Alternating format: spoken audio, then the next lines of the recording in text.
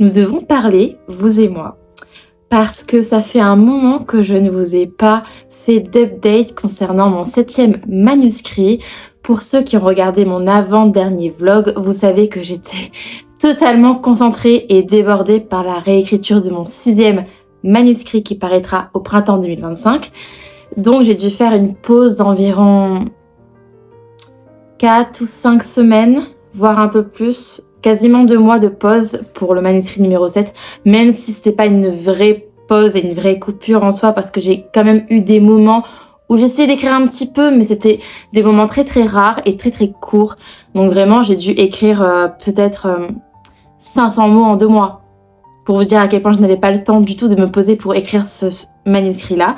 Mais depuis le 19 septembre, je l'ai repris de façon très très très active. Donc je pense qu'il est temps que je fasse un petit point là-dessus. Depuis la reprise, j'ai terminé un chapitre et j'en ai écrit 2 autres, ce qui fait en moyenne pratiquement 10 000 mots en plus en l'espace de 2 semaines. Donc je l'ai vraiment repris à fond quoi, et je suis archi contente de ce manuscrit. Je l'aime toujours autant qu'avant. Bien évidemment, quand je l'ai repris, ça a été un peu dur de me remettre dans le bain. La période lune de miel était over quoi, vraiment j'ai dû ramer pour me réapproprier les personnages, l'univers, pour resavoir où j'en étais, quoi écrire ensuite, etc. Une reprise c'est toujours assez chiant de manière générale. Tu partages un petit peu le temps de te replonger dans le mood et ensuite ça repart comme sur des roulettes, comme si tu n'avais jamais fait de pause. Mais il y a quand même un petit moment de transition entre les deux.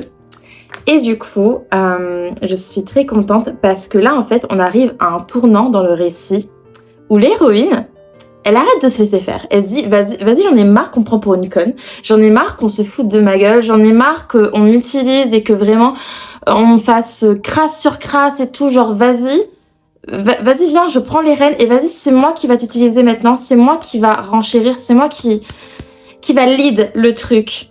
Et du coup, c'est trop bien. Vraiment, c'est trop bien parce qu'il y a vraiment eu un déclic dans la tête de ma protagoniste qui a toujours été très gentille et tolérante envers les autres. Et donc franchement, c'est très plaisant à écrire parce que j'aime beaucoup ce que mon personnage est en train de devenir. Voilà.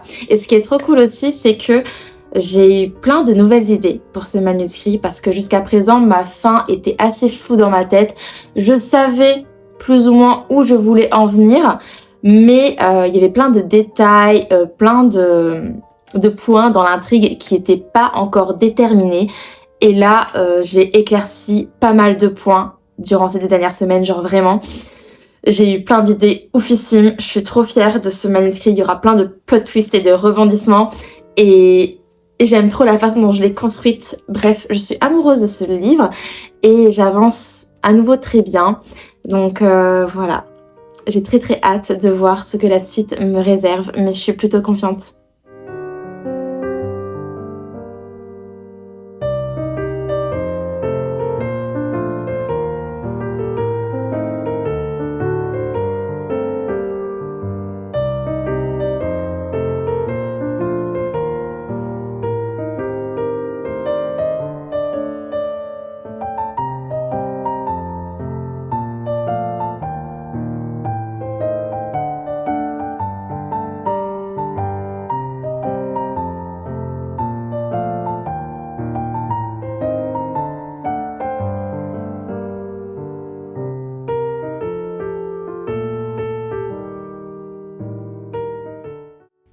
Je crois que l'un des trucs que je préfère dans ce livre, c'est vraiment les mini-jeux. Parce que à chaque fois, ils sont soit horribles, soit drôles. Mais dans tous les cas, mes personnages n'en ressortent pas indemnes, du moins psychologiquement. Et c'est hyper fun à écrire parce que en fait, ma créativité, elle a aucune limite. Je peux vraiment imaginer tout et n'importe quoi. Et pour moi, c'est vraiment un terrain de jeu, en fait. J'ai carte blanche, c'est trop bien.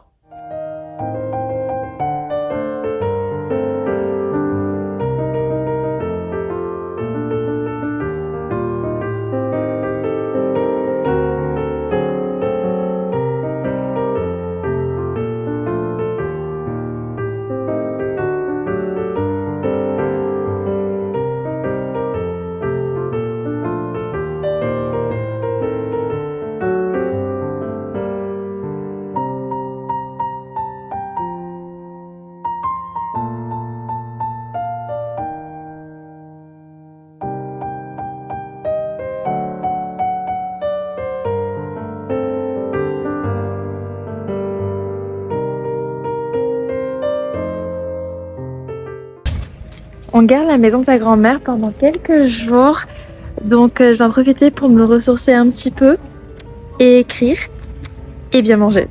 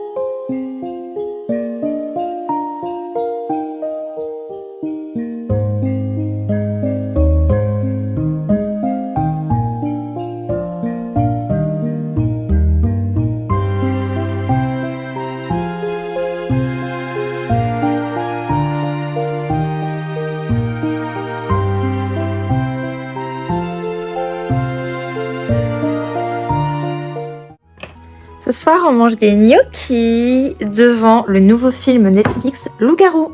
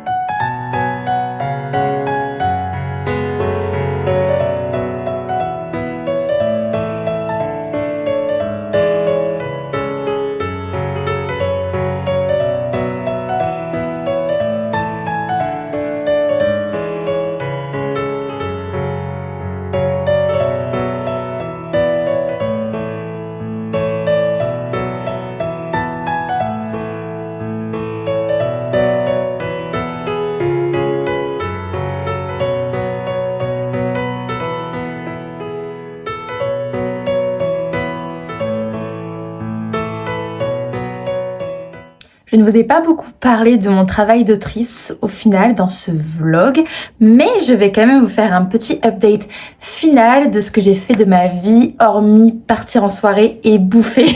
Côté écriture de numéro 7, qui est toujours en premier jet depuis juin 2024. Eh bien, je n'ai pratiquement pas avancé depuis la dernière fois que je vous en ai parlé, tout simplement parce que j'en ai pas eu le temps, j'avais des choses plus urgentes à régler. Niveau bêta lecture, j'ai 2 bêta lectrices qui ont terminé le roman, ça y est, et leurs réactions étaient pile poil les réactions que j'espérais et que j'attendais pour pour ce roman, donc je suis très contente.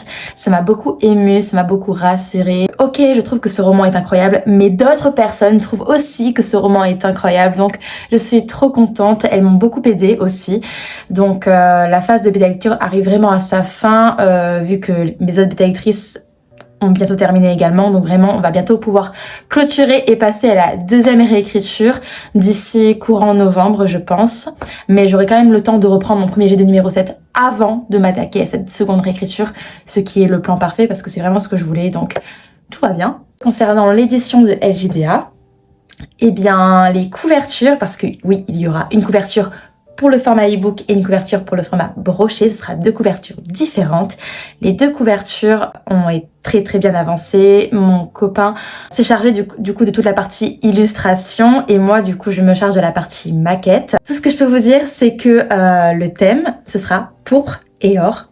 Évidemment, ce sont vraiment les couleurs phares de ce roman, donc il sera très beau. Voilà, j'ai très hâte de vous montrer le résultat final, mais pour l'instant ça reste secret. Enfin, le dernier truc sur lequel j'ai bossé et qui est un projet vraiment qui se déroulera d'ici mars 2025, plus précisément le 21 mars 2025, autrement dit le jour de sortie de LJDA. Voilà, vous pouvez déjà noter cette date dans vos calendriers. Et du coup, le gros projet sur lequel je bosse, c'est une soirée de lancement. Ce sera la première soirée de lancement que j'organise de toute ma vie. C'est le roman parfait pour ça, déjà parce que c'est un univers très riche, très complet. Il y a matière à faire tellement de choses, d'activités trop cool. Donc j'ai déjà commencé à préparer pas mal de choses. Vaut mieux s'y prendre tôt, parce que je veux vraiment que ce soit un truc ouf, que ce soit bien fait, que ce soit vraiment incroyable de A à Z. Je suis hyper perfectionniste, donc voilà les choses sur lesquelles j'ai travaillé durant ces 2 dernières semaines. Je vous ai pas montré grand chose au final de tout ça, je vous ai surtout montré mon quotidien. En tout cas, comme d'habitude, ce fut un plaisir de tourner ces petites images et je vous dis bon, pas à très vite, mais à bientôt pour une nouvelle vidéo sur cette chaîne. Bisous.